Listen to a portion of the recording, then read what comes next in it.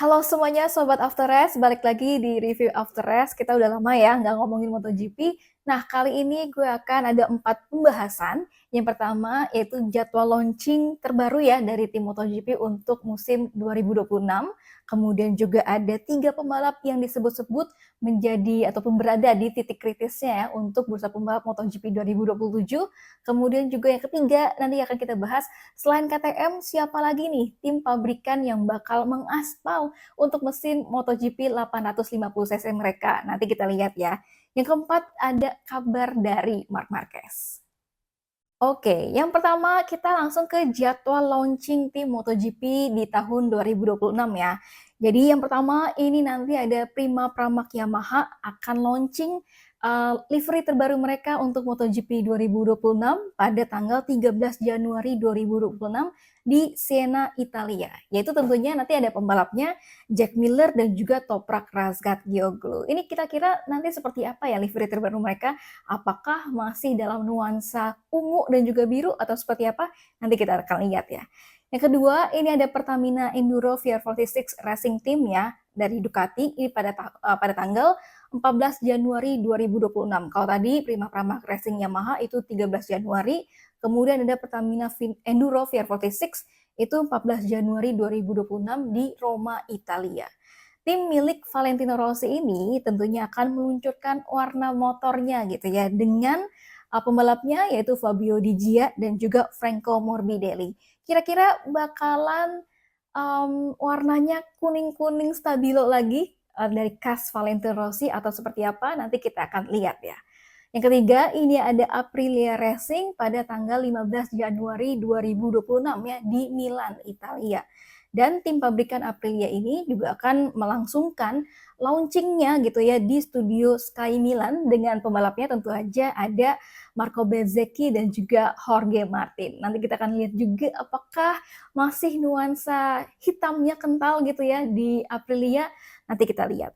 Dan keempat ini ada Ducati Lenovo Team ya, yaitu ada Marc Marquez dan juga ada Pecco Bagnaia.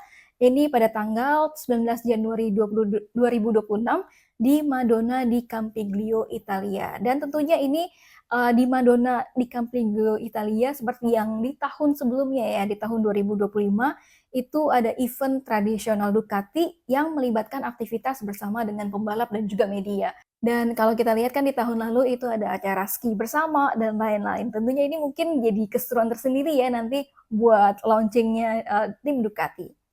Yang kelima, ini ada Monster Energi Yamaha MotoGP di tanggal 21 Januari 2026. Dan mereka launchingnya ini di Jakarta, di Indonesia.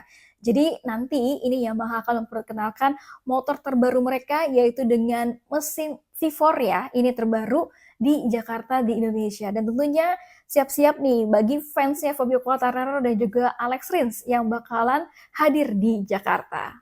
Nah, kemudian di tanggal 31 Januari 2026, yaitu ada Gresini Racing Team ya, yang akan launching motor mereka di Kuala Lumpur, Malaysia. Dan ini juga berdekatan dengan waktu Sepang Test ya, di Februarinya, di tanggal 3 sampai dengan 5 Februari.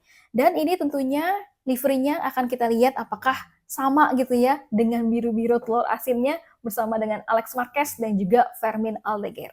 Nah, ini ada beberapa tim pabrikan lainnya lagi, kayak misalkan KTM, kemudian juga KTM Tech3, kemudian juga Trackhouse, Aprilia, Honda Castrol, dan juga LCR Honda ya, yang belum ada jadwalnya. Nanti pastinya kalau misalnya udah ada update dari mereka, pasti gue juga update informasinya.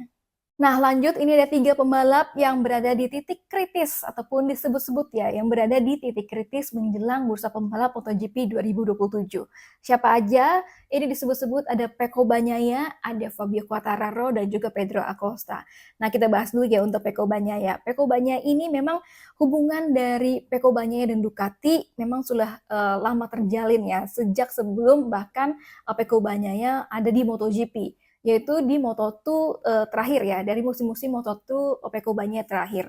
Dan tentu aja dari hubungan Pecco Bagnaia dan Ducati sendiri karena Pecco ini membawa Ducati meraih gelar juara dunia ya 2 kali dan juga memecahkan beberapa rekor. Tentunya hubungan dari Pecco Bagnaia dan Ducati ini sangat-sangat erat. Namun ketika masuk Marc Marquez menjadi rekan satu timnya Pecco Bagnaia, ini yang membuat Pecco Bagnaia dibilang gitu ya sulit gitu. Apalagi performanya Pecco Bagnaia di tahun 2025 ini mengecewakan ya, apes terus di tahun 2025.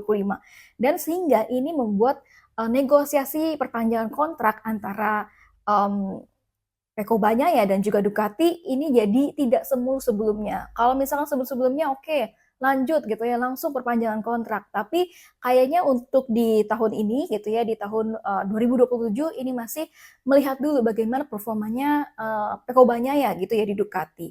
Dan kalau misalkan Pecco Bagnaia memang masih ingin berada di Ducati gitu ya, tentunya dia harus membuktikan dulu nih kompetitif apa enggak di tahun 2026.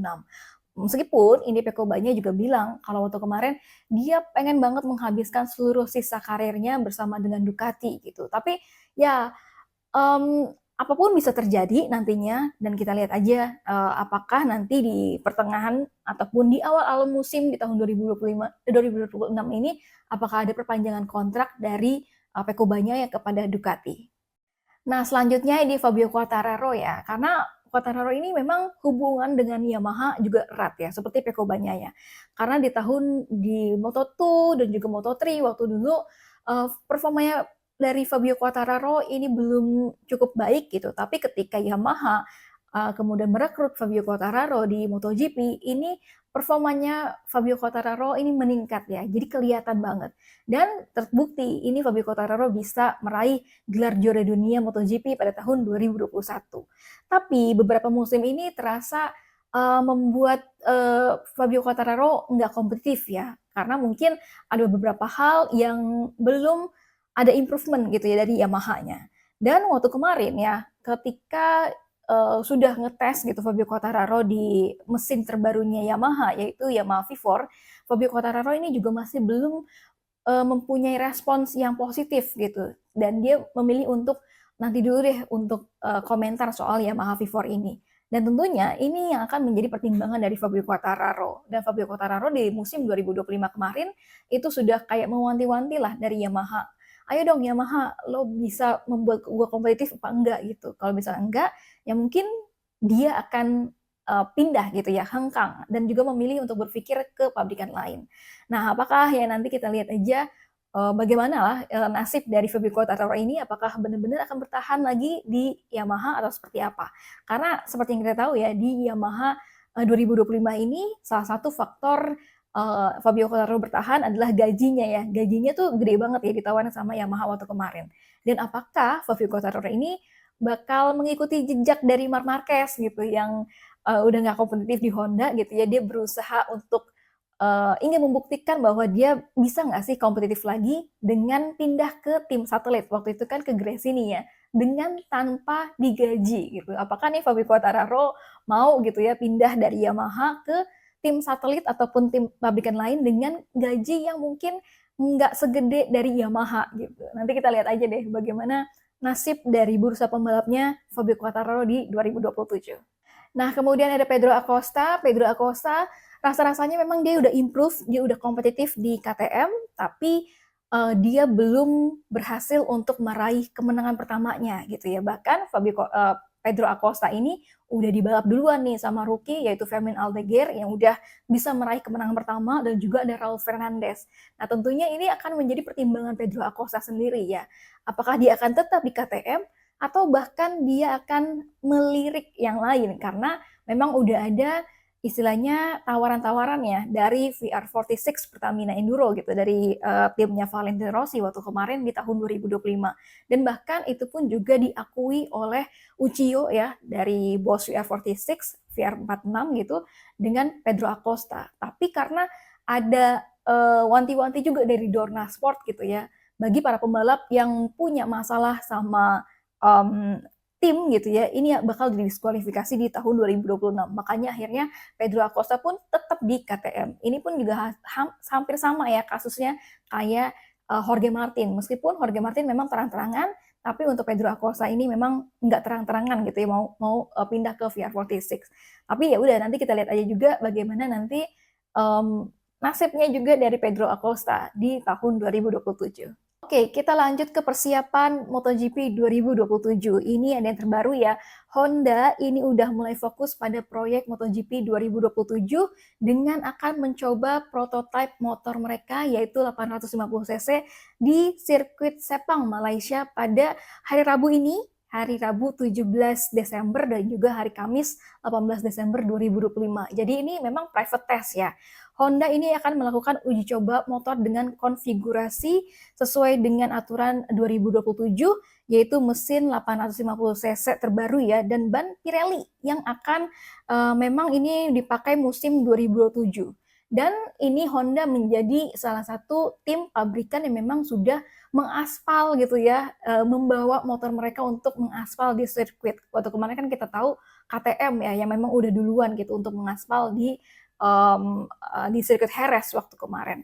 Dan tes ini di Sepang nanti dipimpin oleh Taka Nakagami gitu ya yang pakai 850 cc ini. Sementara untuk Alex Espargaro ini masih sebagai pembalap tes yang akan fokus pada pengembangan motor musim 2026. Dan di tes ini nantinya Honda akan menggunakan versi prototipe 850 cc atau MotoGP 2027 ya dengan aerodinamika yang disederhanakan dan tanpa perangkat ride height device. Karena kan memang peraturannya untuk ride height device itu nggak boleh lagi nanti di tahun 2027. Dan juga pakainya ban Pirelli. Dan tentunya ini langkah untuk menunjukkan ya bahwa Honda tidak hanya mempersiapkan motor 2027 secara teknis, tapi juga udah mulai melakukan pengujian nyata di lintasan, yaitu di MotoGP 2027 gitu ya. Bahkan sebelum MotoGP 2026-nya tuh udah dimulai gitu. Lalu gimana untuk pabrikan yang lain? Waktu kemarin KTM ya udah mengaspal duluan di sirkuit Jerez dengan pembalap tesnya yaitu Pol Espargaro pada 5 Desember 2025 lalu. Dia udah menguji mesin 850 cc mereka yaitu KTM. Nah kalau Ducati infonya kan waktu kemarin juga kita gue udah sampein gitu ya. Bakalan baru prototipe mereka akan diuji coba pada di April ya di tahun 2026 di bulan April tahun 2026. Sementara ini ada Aprilia gitu ya. Nah, kalau Aprilia ini memang sudah menyiapkan mesin 850 cc mereka ataupun mesin MotoGP terbaru mereka gitu ya. Dan ini memang udah disesuaikan untuk regulasi musim 2027. Sementara untuk Aprilia Racing CEO ya, Massimo Rivola, ini mengatakan bahwa mesin 850 cc mereka ini udah siap. Tapi belum bisa untuk dijalankan untuk mengaspal gitu ya, test bench namanya. Dan dia memang udah puas dengan hasil awalnya. Walaupun memang belum dipersiapkan ya motor prototipe ini udah bisa jalan gitu ya untuk bisa mengaspal, tapi pengembangannya ini memang udah dimulai duluan, kayak mesin-mesinnya itu udah disiapin. Dan Aprilia ini lebih fokus kepada pengembangan motor untuk RSGP GP26. Jadi memang fokusnya untuk Aprilia saat ini di tahun MotoGP 2026 dulu gitu ya. Dan waktu kemarin kalau misalkan katanya Massimo Rivola, tantangan dari Aprilia ini menentukan kapan gitu harus untuk mengalihkan sumber daya mereka dari mesin yang 1000 cc ke 850 cc. Karena kan memang butuh ya SDM-SDM gitu untuk dari 2026 ke 2027 pengembangannya seperti apa. Dan pada intinya ini Aprilia memang udah mempersiapkan mesin 850 cc, tapi langkah selanjutnya adalah menyelesaikan pengembangan motor sampai akhirnya bisa untuk dibawa gitu ya, mengaspal nanti di sirkuit mana itu juga belum tahu. Dari data-data yang tadi udah gue jelasin, kayaknya memang yang udah siap gitu ya untuk mesin 850 cc dengan motor mereka, yaitu ada KTM dan juga Honda. Tapi tentunya kita masih menunggu ya bagaimana tim pabrikan-pabrikan lain untuk 850 cc-nya. Oke, terakhir ini kita update dari Marc Marquez. Kabarnya seperti apa? Kalau kita lihat dari Instastory-nya Marc Marquez, itu Marc Marquez hari-harinya diwarnai dengan liburan dan juga recovery ya, alias pemulihan dari cederanya. Dan kemarin ini Marc Marquez juga sempat ketemu sama Raja Spanyol bersama dengan Alex Marquez gitu pada tanggal 12 Desember 2025. Dan update lainnya, ini ada wawancara Marc Marquez bersama dengan Techno Gym ya, di mana Marc Marquez ini berbicara soal perjalanan fisik dan juga mentalnya di MotoGP tahun 2025 ini.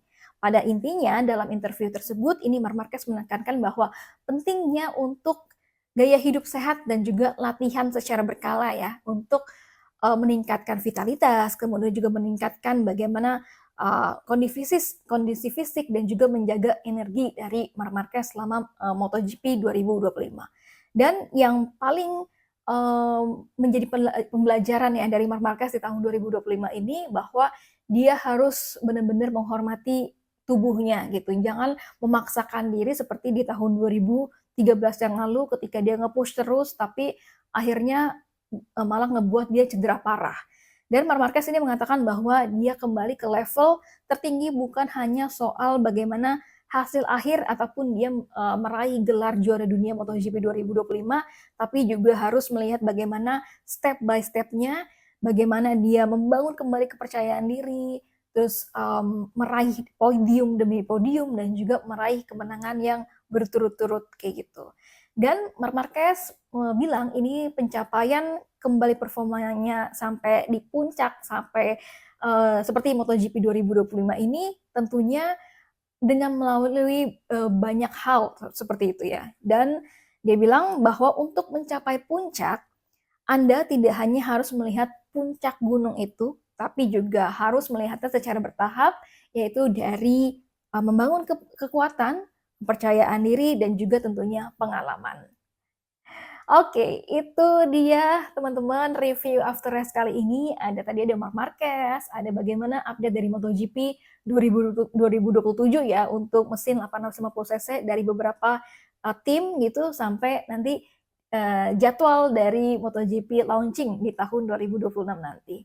Oke, segitu dulu teman-teman untuk review kali ini. Jangan lupa untuk komentar ya, ataupun teman-teman kalau misalkan mau tambahin informasi juga boleh banget di kolom komentar. Oke, segitu dulu teman-teman. Bye-bye.